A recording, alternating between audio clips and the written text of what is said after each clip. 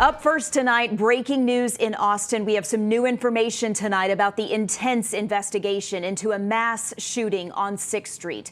3 people died, including the suspect. It happened at and around a bar called Buford's. It is not far from the Texas Capitol and the UT campus. The university president did confirm today that students were impacted by the attack, but he did not say whether any students were killed.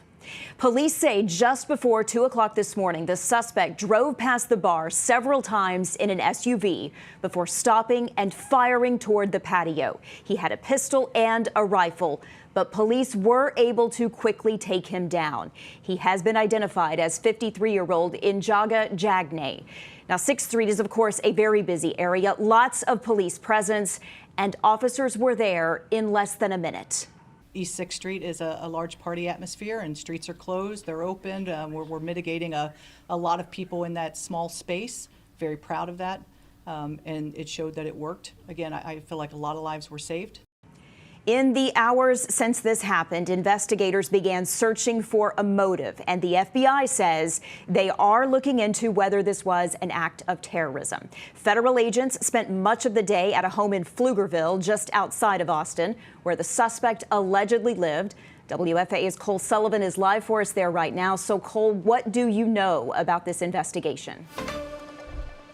Teresa, law enforcement just left this house behind me within the last 2 hours or so. We saw both Austin police and federal agents out here. They were out here for most of the day serving a search warrant here, and that's critical in this investigation as they work to determine whether this was in fact a terror attack. And we're learning more information about the suspect in this case, who sources say had a shirt on with an Iranian emblem on it. Here's what else we know. The Associated Press reports that he was a naturalized U.S. citizen named Injaga Jagnay, 53 years old, killed by police overnight. Sources say that he also had a sweatshirt on saying "Property of Allah."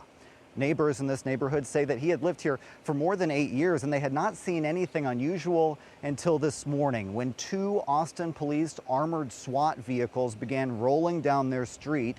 This is video they took around 11 o'clock this morning as Austin police and the feds surrounded this home. Because you just don't take that kind of artillery out for no reason. It was pointed down the street.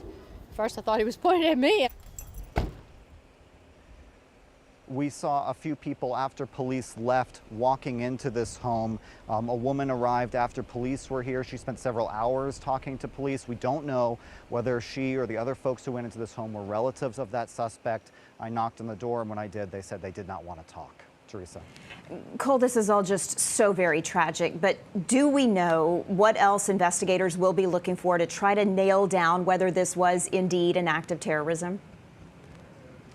The search warrants like this are key, Teresa. We know that the FBI won't just be serving physical search warrants on houses, but also on electronics, phones, looking for internet history as well, all part of this calculation. And that's so very important because the special agent in charge leading this investigation says at this point they're investigating as a possible link to terror. They have not said whether it is for sure.